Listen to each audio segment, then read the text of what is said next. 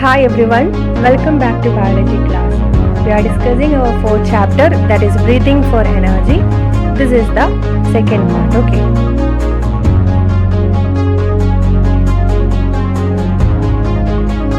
Next topic, exchange of gases in alveoli. നമ്മൾ last ക്ലാസ്സിൽ പറഞ്ഞു നമ്മൾ ബ്രീത്ത് ഇൻ ചെയ്തു, ഇൻസ്പിറേഷൻ നടത്തി. അറ്റ്മോസ്ഫിയറിക് എയർ എവിടെയാണെന്നുള്ളത് ആൽവിയോളയിലാണ് അല്ലേ. Atmospheric air reaches the alveoli as a result of inspiration. നമ്മൾ ഇൻസ്പിറേഷൻ ചെയ്തത് കാരണം atmospheric air ആൽവിയോളയിലെത്തി.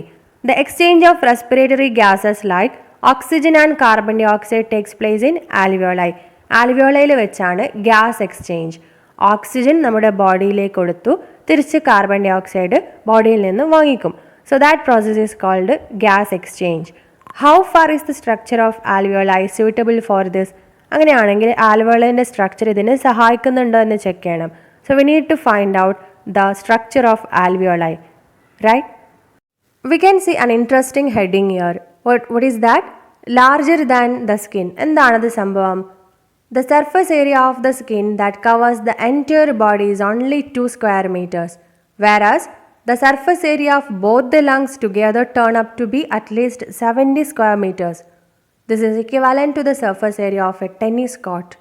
This large surface area helps in the easy exchange of respiratory gases. അതായത് നമ്മുടെ എൻറ്റയർ ബോഡി കവർ ചെയ്യുന്ന സ്കിന്നിൻ്റെ surface area എത്രയാണ്? 2 square മീറ്റേഴ്സേ ഉള്ളൂ. പക്ഷേ നമ്മുടെ 2 ലങ്സും കൂടിയാൽ കിട്ടുന്ന സർഫസ് ഏരിയ എത്രയാണ്? 70 സ്ക്വയർ മീറ്റേഴ്സ് ആണ്. അത് ഒരു ടെന്നീസ് കോർട്ടിൻ്റെ അത്രയും സൈസ് വരും. അതായത് നമ്മുടെ 2 ലങ്സും കൂട്ടിയാൽ കിട്ടുന്ന സർഫസ് ഏരിയ എന്ന് പറയുന്നത് ഒരു ടെന്നീസ് കോർട്ടിൻ്റെ അത്രയാണ്. അതുകൊണ്ടാണ് നമ്മുടെ ലങ്സിനകത്ത് ഈസിയായി ഗ്യാസ് എക്സ്ചേഞ്ച് നടക്കുന്നത്. Wonderful, right? Bronchioles, the terminal branches of bronchi which enter the lungs, end in millions of alveoli. So trachea bronchioles ആയി ഡിവൈഡ് ചെയ്തു, bronchioles bronchi ആയി മാറി. ബ്രോൺകെ നമ്മുടെ ലങ്സിൽ എൻ്റർ ചെയ്ത് കഴിഞ്ഞാൽ ആൽവിയോളയിലാണ് എൻഡ് ചെയ്യുക. Alveoli increases the respiratory surface area in lungs. ആൽവിയോളയാണ് റെസ്പിറേറ്ററി സർഫസ് ഏരിയ ഇൻക്രീസ് ചെയ്യാൻ വേണ്ടി സഹായിക്കുന്നത്. And what about its peculiarity? They are surrounded by numerous blood capillaries. ഈ ആൽവിയോളൈനെ സറൗണ്ട് ചെയ്ത് ഒരുപാട് ബ്ലഡ് കാപ്പിലറീസ്, ബ്ലഡ് വെസൽസ് കാണാം. ഇതാണ് ആൽവിയോളൈ. ഓക്കെ, ഇതിനെ സറൗണ്ട് ചെയ്ത് കാണുന്നതാണ് blood capillary or blood vessel. Understood? They are surrounded by numerous blood capillaries. ഇതാണ് alveoli and it is surrounded by blood capillary. ഇത് ഒരു ആൽവിയോളൈൻ്റെ കാര്യം. The inner wall of alveoli is always kept moist. ആൽവിയോളൈൻ്റെ inner wall എപ്പോഴും moist ആയിരിക്കും. Okay, note that peculiarity. And next, the walls of the alveoli and capillaries are made up of single layer of cell. ആൽവിയോളൈൻ്റെ വാളും കാപ്പിലറീസിൻ്റെ വാളും single layer of cells കൊണ്ടാണ് form ചെയ്തിട്ടുള്ളത്. ഇതാണ് alveoli, ഇതാണ് ആൽവിയോളൈൻ്റെ വാൾ. എത്ര ലെയർ സെൽസ് കാണാം? Only single layer of cell, isn't it? അതേപോലെ blood കാപ്പിലറീസിൻ്റെ വാളും, ഇതാണ് ബ്ലഡ് കാപ്പിലറി, ഇതിൻ്റെ വാളാണിത്. ബ്ലഡ് കാപ്പിലറീസിൻ്റെ വാളും ഫോം ചെയ്തിട്ടുള്ളത് ഒരു ലെയർ ഓഫ് സെൽസ് കൊണ്ടാണ്. So that is the next peculiarity. What is that? The walls of the alveoli and the capillaries are made up of a single layer of cells. In short, the surface area that separates the blood in the blood capillaries and the air in the alveoli has the thickness of 2 rows of cells only. എന്താണ് അതിൻ്റെ meaning? Blood കാപ്പിലറീസിലുള്ള ബ്ലഡിനെയും ആൽവിയോളയിലുള്ള എയറിനെയും separate ചെയ്യുന്നത് 2 rose of സെല്ലാണ്. ഇതാണ് blood capillary, ഇതിനകത്ത് blood കാണാം. ഇതാണ് ആൽവിയോള, ഇതിനകത്ത് air കാണാം. So ഈ എയറിനെയും ബ്ലഡിനെയും സെപ്പറേറ്റ് ചെയ്യുന്നത് 2 ലെയേഴ്സാണ് അല്ലേ? ഒന്ന് ആൽവിയോളൈൻ്റെ ലെയറും മറ്റേത് ബ്ലഡ് കാപ്പിലറീസിൻ്റെ ലെയറും. മനസ്സിലായല്ലോ? These are the peculiarities of alveoli. Understood? During inspiration the concentration of oxygen is higher and the concentration of carbon dioxide is lower in the alveoli. Inspiration സമയത്ത് നമ്മൾ ബ്രീത്ത് ഇൻ ചെയ്യുന്ന സമയത്ത് ആൽവിയോളൈൻ്റെ അകത്ത് ഓക്സിജൻ്റെ കോൺസെൻട്രേഷന് കൂടുതലായിരിക്കും. And what about carbon dioxide? Carbon dioxide കുറവായിരിക്കും.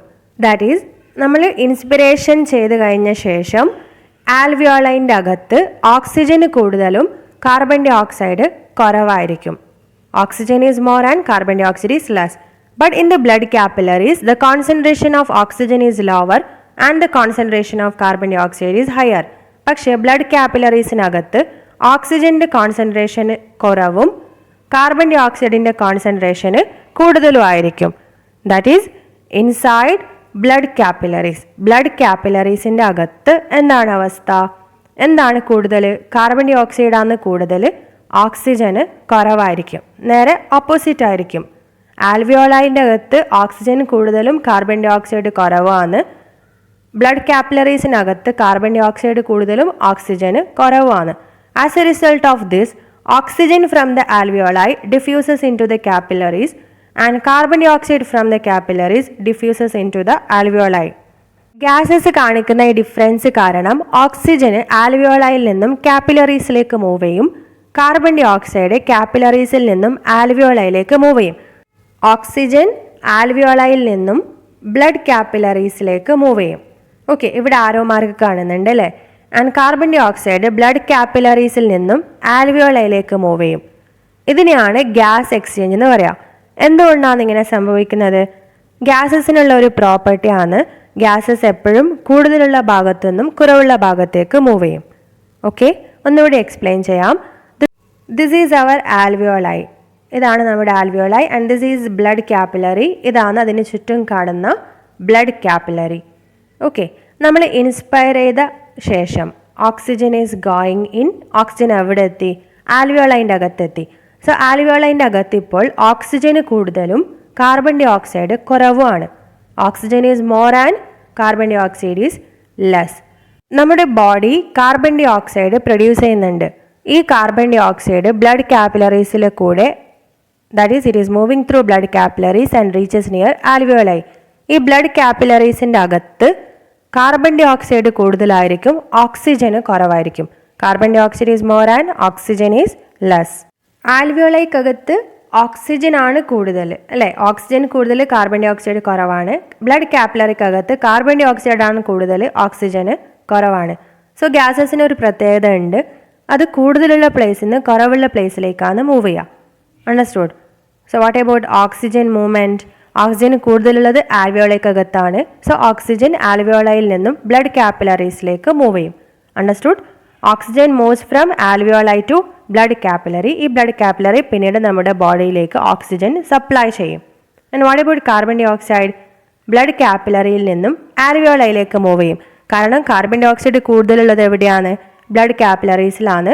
So blood കാപ്പിലറീസിൽ നിന്ന് ആൽവിയോളയിലേക്ക് മൂവ് ചെയ്യും. പിന്നീട് നമ്മളത് carbon dioxide breathe out ചെയ്യും. നമ്മൾ ബ്രീത്ത് ഔട്ട് ചെയ്ത് കളയുന്നത് കാർബൺ ഡൈ ഓക്സൈഡ് ആണ്. And this process of exchange of gas is called gas exchange. ഏതൊക്കെ ഗ്യാസസ് ആണ് എക്സ്ചേഞ്ച് ചെയ്യുന്നുള്ളത്? Oxygen and carbon dioxide. Understood? നമ്മുടെ ബോഡിയിലേക്ക് ഓക്സിജൻ തന്നു, നമ്മുടെ ബോഡി തിരിച്ച് carbon dioxide breathe out ചെയ്തു. Oxygen is moving from alveoli to where? To blood capillary അല്ലേ? ആൽവിയോളയിൽ നിന്നും ബ്ലഡ് കാപ്പിലറീസിലേക്ക് മൂവ് ചെയ്യും. ബ്ലഡ് കാപ്പിലറീസിനകത്ത് റെഡ് ബ്ലഡ് സെൽസ് കാണാം, RBC കാണാം. ഈ ഓക്സിജന് കൊണ്ടുപോകുന്നത് ആരാണ്? RBC ആണ്. നമ്മുടെ ബോഡിയിലേക്ക് ഓക്സിജനെയും കൊണ്ടുപോകുന്നത് റെഡ് ബ്ലഡ് സെൽസ് ആണ്. Note that in the previous lesson you learn that simple nutrients are transported through the plasma. നമ്മൾ നേരത്തെ പറഞ്ഞു സിമ്പിൾ ന്യൂട്രിയൻസിനെ ട്രാൻസ്പോർട്ട് ചെയ്യാൻ സഹായിക്കുന്ന ഒരു കമ്പോണൻ്റ് ആണ് plasma. Do you know which component of the blood carries oxygen? So which component is carrying oxygen? We know that right? RBC. Haemoglobin in red blood cell carry oxygen. RBCയിൽ കാണുന്ന ഹീമോഗ്ലോബിനാണ് ഓക്സിജനെ carry ചെയ്യുന്നത്.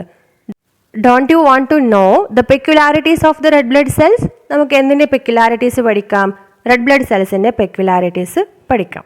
Okay, നമ്മൾ ഒരു drop blood finger ടിപ്പിൽ നിന്നോ മറ്റോ എടുത്ത് സ്ലൈഡിലേക്ക് മാറ്റിയ ശേഷം ഡ്രൈ ആയി കഴിഞ്ഞ ശേഷം സ്റ്റെയിൻ ആഡ് ചെയ്ത് മൈക്രോസ്കോപ്പിൽ കൂടെ ഒബ്സർവ് ചെയ്താൽ ബ്ലഡ് സെൽസ് കാണാൻ സാധിക്കും. Okay, so this is how we are observing the blood cells under a microscope. അങ്ങനെ ഒബ്സർവ് ചെയ്യുന്ന സമയത്ത് ഏതൊക്കെ സെൽസ് ഐഡൻറ്റിഫൈ ചെയ്യാൻ സാധിക്കും? We can identify different types of cells like red blood cells and white blood cells. ഇതുപോലെയാണ് കാണാൻ സാധിക്കുക. Small red coloured cells are red blood cells. കുറച്ചുകൂടി വലുതായി കാണുന്ന സെൽസ് ആണ് white blood cells. Okay, these are white blood cells. Now let us study what are the properties of red blood cells. This is a red blood cell and what is its shape? Disc shaped. Red blood cells disc shaped ആണ് and number between 45 lakh to 60 lakh per milliliter. ഏറ്റവും കൂടുതൽ കാണുന്നത് RBC ആണ്. Between 45 lakh to 60 lakh per milliliter of blood. Do not have a nucleus or other cell organelles. RBCക്കകത്ത് nucleus ഇല്ല, മറ്റുള്ള cell ഓർഗനൽസും ഇല്ല. Full of haemoglobin which has affinity to oxygen. RBCക്കകത്ത് കാണുന്നത് ഹീമോഗ്ലോബിൻ മാത്രമാണ്. Haemoglobin has affinity, attraction towards oxygen. Properties of RBC are disc shaped, between 45 to 60 lakh per milliliter, do not have nucleus or other cell organelles, full of hemoglobin which has affinity to oxygen. ഇവിടെ ഒരു information കാണാം about hemoglobin. The structure of hemoglobin consists of 4 protein strands with iron containing heme. Oxygen combines with iron in the heme. Each hemoglobin molecule can carry 4 oxygen molecules since a hemoglobin molecule contains 4 protein strands and a heme. RBCക്കകത്ത് കാണുന്ന pigment ആണ് haemoglobin. ഹീമോഗ്ലോബിൻ്റെ structure എന്ന് പറയുന്നത് 4 protein സ്ട്രാൻഡ്സും, ഈ ചിത്രത്തിൽ കാണുന്നത് പോലെ 4 protein സ്ട്രാൻഡ്സും അതിന് attach ചെയ്ത് കാണുന്ന അയോൺ ഉള്ള ഹീമോ ആണ്. ഒരു ഹീമോഗ്ലോബിൻ മോളിക്യൂളിന് 4 ഓക്സിജനെ ക്യാരി ചെയ്യാൻ സാധിക്കും. എന്തുകൊണ്ടാണ്? ഒരു ഹീമോഗ്ലോബിൽ 4 പ്രോട്ടീൻ സ്ട്രാൻഡ്സും ഹീമും ഉണ്ട്. ഒരു ഹീമോഗ്ലോബിൻ മോളിക്യൂളിന് 4 ഓക്സിജൻ മോളിക്യൂൾസിനെ ക്യാരി ചെയ്യാൻ സാധിക്കും. Okay, note that point.